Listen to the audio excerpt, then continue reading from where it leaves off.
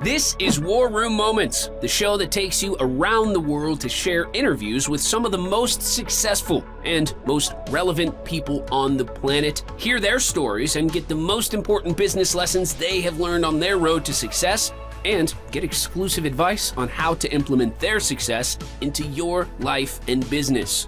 War Room Moments is brought to you by the Strategic Advisor Board. Here's your host, Jason Miller.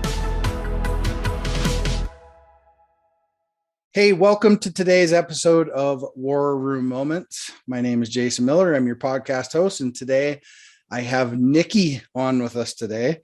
Niccie, thank you for being on the show, and tell us a little bit about yourself, introduce yourself to the audience, and tell us what your superpower is. Awesome. Okay. Yes, my name is Niccie Kliegl. I am a faith-based life and business coach. And I guess if I had to say my superpower, it would really be tapping into the Trinity, helping entrepreneurs do the same thing so that they can really take their business to the next level in a place where they're really designed to be working, and then also not on their own power, but also with the power of God. That's awesome. Trinity, you mentioned Trinity. Yeah. So one of my business models is the Trinity of Success. So cool. Ours would probably intertwine, maybe not be the same. I don't know, but it would definitely intertwine. Yeah, probably so. I'll send you a copy of Be Good, Be Brief, Be Gone. I'd like that. Thank you. Yeah. Very cool. Anyway, so great to have you on the show today. And so let's talk about how you do the train the trainer model. I'm really interested in that from a leadership perspective, because it's not the same market it used to be, right? So a lot of things have changed in the last few years, but how is that shaping out for you in that model? I chanced upon that. I had been a director of nursing for 20 plus years before I started being an entrepreneur. And, I'd done and understood, taught other people how to do train the trainer.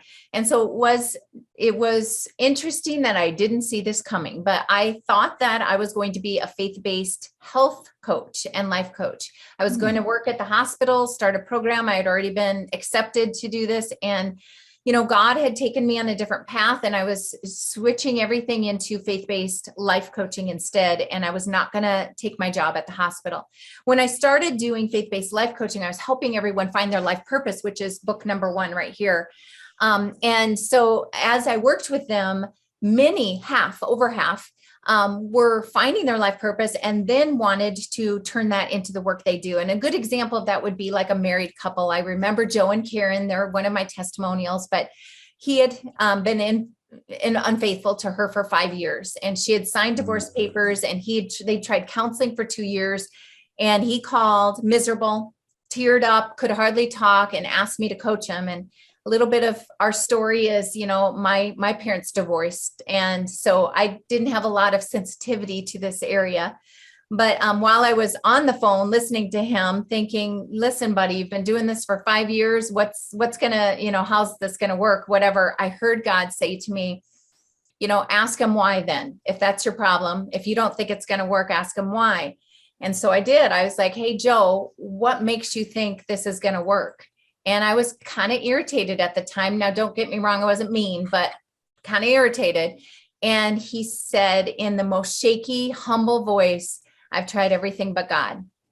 And I was like, okay, I'll do it.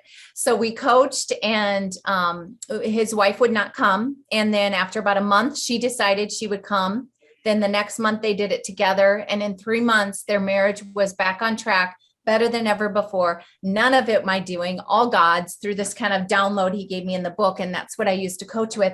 But the point being, when they were done, they were like, we have to help other people do this. And so they became certified coaches off of this. So Train the Trainer I was like, they didn't have the wherewithal to be an entrepreneur. They didn't want to even build programs and all that. But I already had this system God gave me that was working. And now I certify people off of both of those 2 books. This one is Getting Your Life God Partnered. This is Getting Your Home God Partnered.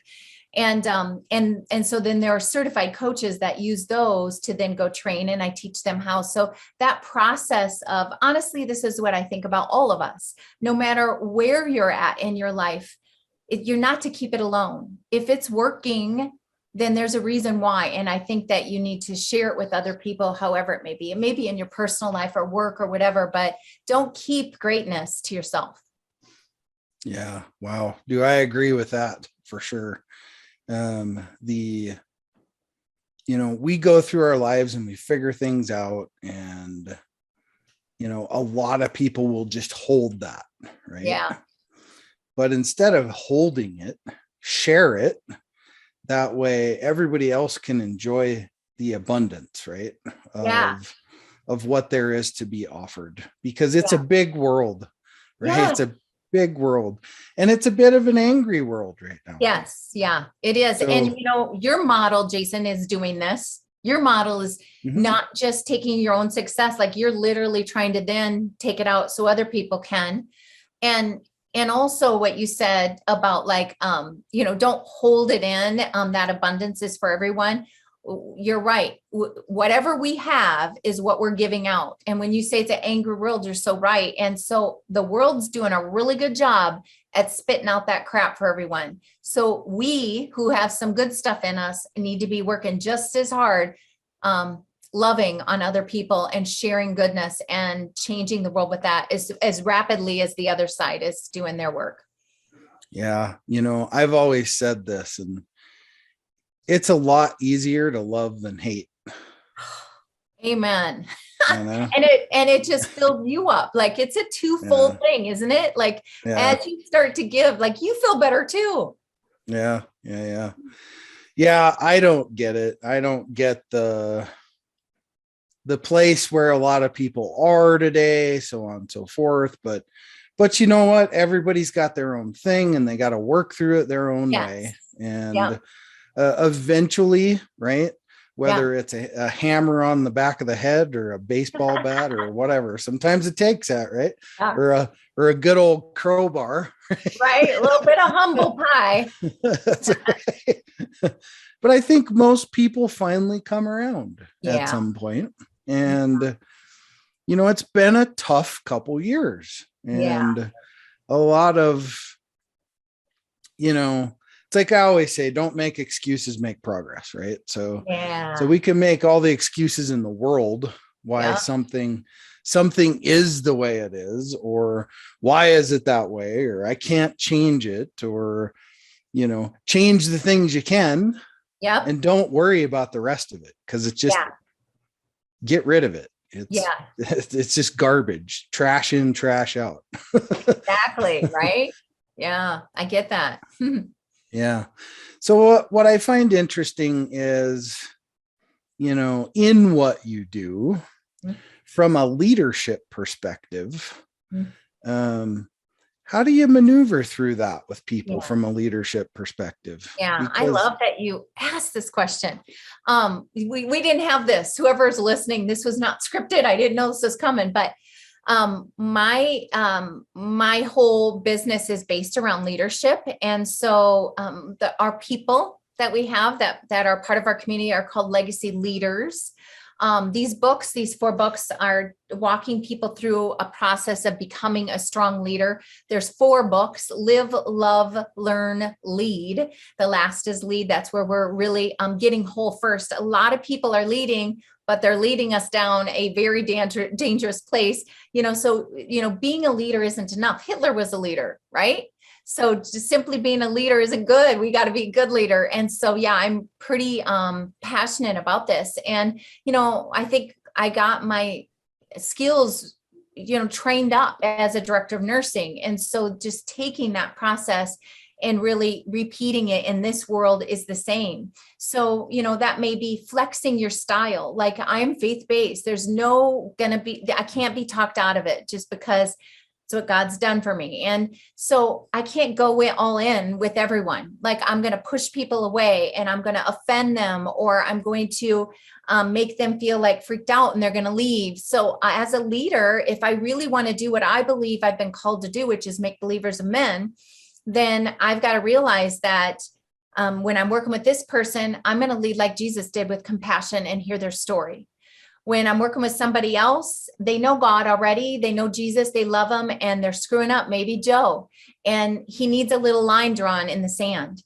And like, I think a strong leader understands this, that they look at the person they're leading and they try to figure out how they best learn, and they figure out what they need the most, and they flex to that. The next thing I think as a strong leader would be, who are you? What is your style? And, I think of writing books because I work with a lot of authors. There's a sage, a Sherpa, and a struggler. And I'm a Sherpa. And that basically the struggler is, I don't know, somebody that's just stuck in the pain of it all, and they're leading, but it's like, woe is me, right? And it's kind of like, this world sucks. Let's do this. We got this, and they're going together and they're struggling together. I'm not in that space, and that's good. That's a good space, but for other people. My leadership style is more Sherpa, which is kind of in between there, where you're like, hey, listen, we can do this together. Like, I understand. I've been there. I'm getting on the other side. Come with me. And then, of course, the sage is this wise person that, is almost like, the priest or whatever, and you're listening to them, and you're going to follow every word they say just because they seem so wise. And I think I'm a Sherpa. And so knowing who I am and speaking that way so that I attract those people, because the truth is, isn't that where you've been somewhere and you're like, you know what, I'm not in their league. And you don't even allow yourself to learn from them because they seem sort of one level beyond you or something. Or maybe you're trying to follow a struggler and you're like, this person is miserable. So you got to kind of own your space and stay in there, own who you are as a leader, and stay in that place so that the people who are attracted to that kind of leadership style know it and can trust it. And trust is huge in leadership. And so being a person of integrity, which means you can screw up and fail, but you own up to it and you say, let's fix this. I guess those are the main things that stand out to me as a leader. Yeah. And I can resonate with almost all of that when it comes to, I spent 23 years in the military. Led thousands of people in combat, and, purpose, direction, motivation. Right. And know that you just can't treat everybody the same. Right? Yeah. And the military tries to do that. It's like, everybody's going to get put in this one little box, right? And that's it. And I'm not saying it doesn't work for the masses, but it doesn't work for everybody. Right. Right. You can't lead everybody that way. Mm-hmm. But that's a very rigid structure, and it's a little different from a leadership standpoint. And, leadership is fundamental no matter what you're doing, right? Even if it's just self-guided leadership, right? Totally. I talk a lot about self-guided leadership. I love that. And that's the key, right? Because being a CEO or an entrepreneur, whatever you are, whatever stage of the game you're in, when you're at the top, it has its own set of being lonely. Yes. Yeah. So you have to be able to self-lead. And if you can't effectively do that, then you got to look in the mirror and say, well, I can't even lead myself. So how am I going to lead somebody else? Right. You're bringing up something I think is really cool though, too, is like, it's hard to self-lead if you don't even know what that is you're trying to lead or go to. And so the importance of having always someone ahead of you and behind you, like, it cements your leadership. I think when you're leading other people, like, you have to speak it, you have to own where you're at, and you're bringing other people, but like, always try to have a mentor or somebody ahead of you that you can kind of carrot and go for, I think is really, really cool. I love that you said self leader. I've never really heard anyone say that before, but I think I'm one of those I need to be if I'm not, because I might be a little more of the, like, keep someone ahead of me. I think that's really where I am more. And so that's just a new concept that I want to kind of think about a little bit. I like that. Yeah. self-guided leadership is really important when you own anything, not just own a business. Mm-hmm. When you own a household, when you are the head of the household, right? Mm-hmm. You know, moms are great at self-guided leadership. Most are very good at that. They're good at like keeping themselves on track while then keeping the whole house on track, right? Yeah. Because if you can't take care of yourself first, then you can't take care of the kids, you can't take care of the home, you can't do all these things. And this is this is both ways, right? Yeah. There's plenty of men out there that are running the household too. So yeah, this goes both ways, not just male or female. And you know, if you can't have your own house right here, how are you going to keep the rest of the house running? And I just think of that from a business standpoint too, of as the CEO of a company, if I can't keep the C-suite running right, then how is everything else going to fall in line below it? Yeah, absolutely. Yeah, absolutely. And the other thing is, like, we are leading whether we believe it or not. There are people watching us. There are people following us, whether we're aware of it or not. So we need to be really careful about the what we're teaching others without even realizing it. Yeah, for sure. Yeah, because most of the time, I mean, I can speak from experience where I've had people following me for 3 years, and then all of a sudden I get an email from them, and it's like, wow, 3 years. We had a veteran charity. He said he'd been trying to get a hold of me for 3 years. Yeah. It's like, okay, I'm not that hard to get a hold of, but Awesome. but okay, you got a hold of me now. So so kind of taking things into the next level of things. You know, we're talking about business, we're talking about, you know, leadership, all these things, right? So if you could reach into your bucket and say, look, I'm going to pull out a business struggle that I've had throughout my life and business, and share that with a young or old business owner or entrepreneur of what that really was for you, what it looked like, and how you overcame it.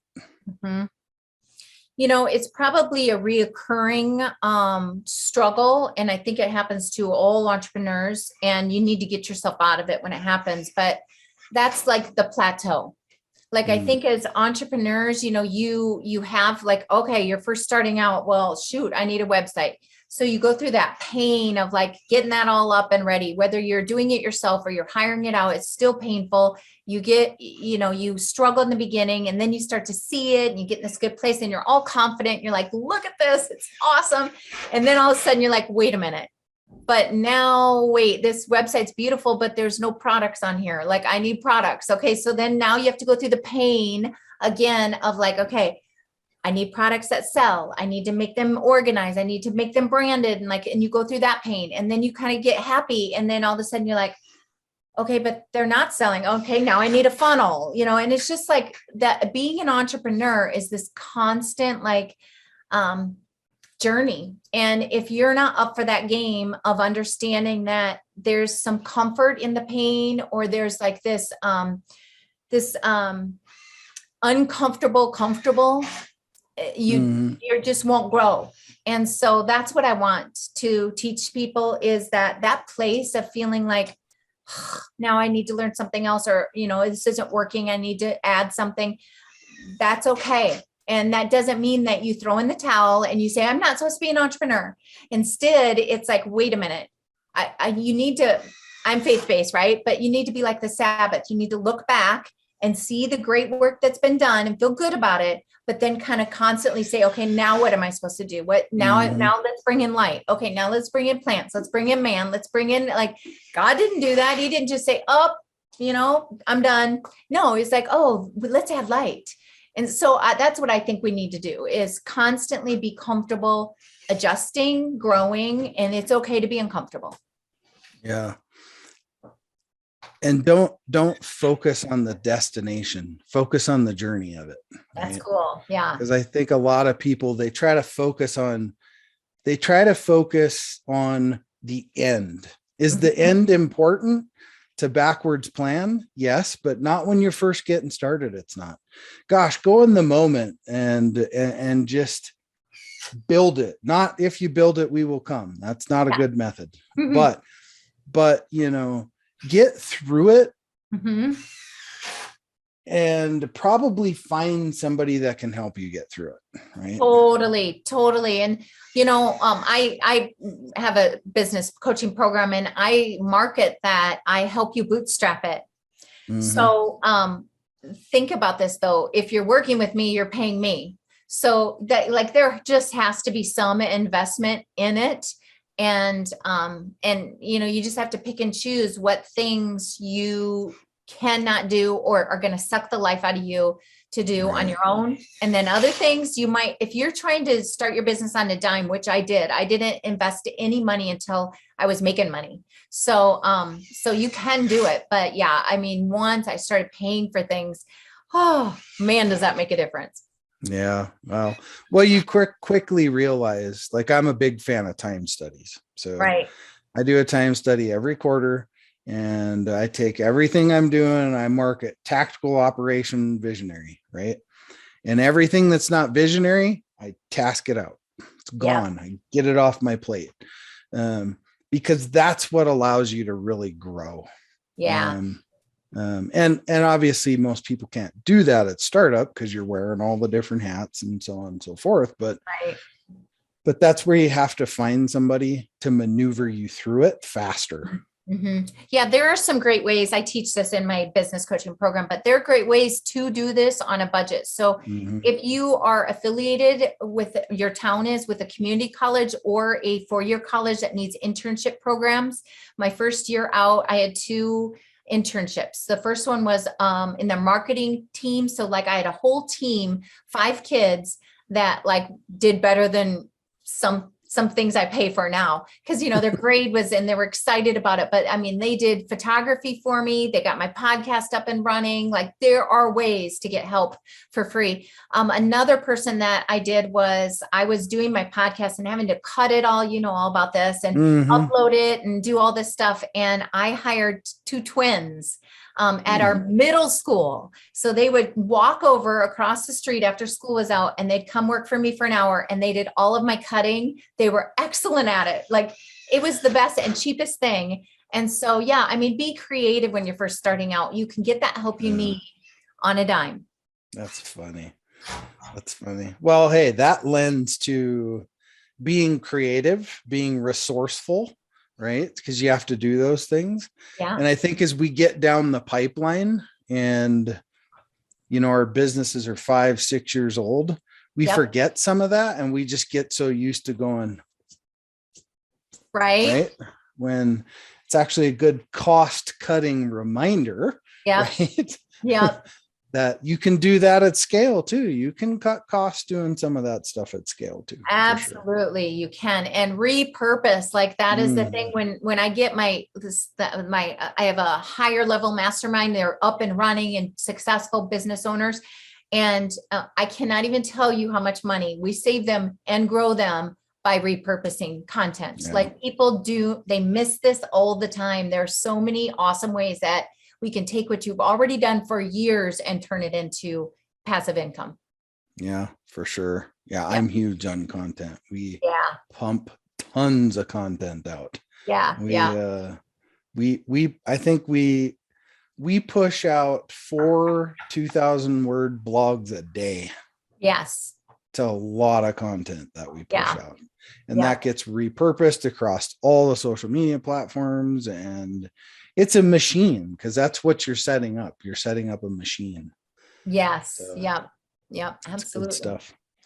Well, cool. Thanks for sharing that. Yes. And just to kind of wind things down, I always like to end with this question. Yeah. If you could have picked someone to be here, anyone dead or alive, mentor, friend, family, whatever the case may be, just to sit here with us, maybe just to sit here and listen, or maybe to be part of the conversation, Yeah. Or you could ask that one burning question. Who would that be? And what Yeah. question do you think you'd ask? Yeah. Yeah. Okay. So can't help this, but I mean, honestly, wouldn't it be awesome if God was right here beside us and you could say, am I doing what you're called me to do? Am I getting it right? Am I missing the people that you want me to be with? Am I tapping into you and tapping into the power that you have the right way? Can you show me and teach me how? And, I, as a faith-based entrepreneur, teach people to do this, and you go out in blind faith. But to be able to have them right there in front of you, talking to you and not missing some things. When we go out with him in blind faith, don't worry, we ask him to go with us. And so he fixes it. Like we make a wrong path and he puts a new stone there, or he redirects us or closes doors and opens others. We get there. But boy, would it be nice if I had him right in front of me and I could just ask everything I wanted and hear the answers right away. That'd be the best. Got to send him an email. Yeah. I hear he's even texting nowadays. Yeah, perfect. Yeah. I mean, I know not everybody's into faith and all these, Right. and that's okay. Yeah. That's okay. Yep. But whatever that is for you, Right. I think that's what that comes down to at the end of the day. Yep. Is believe in something, right?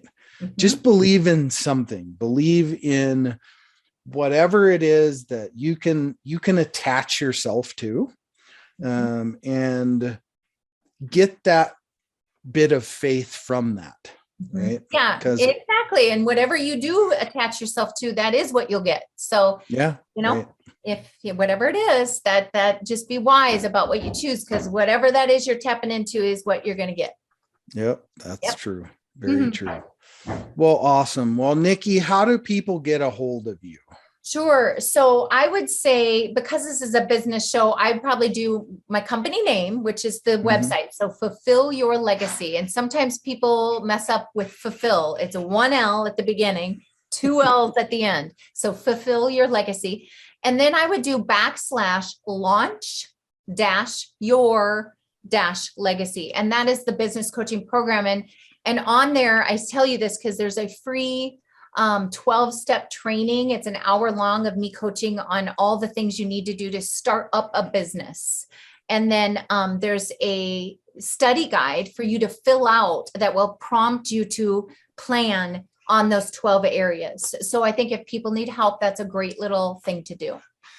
Awesome. Well, I always tell people this. We have 168 hours in a week.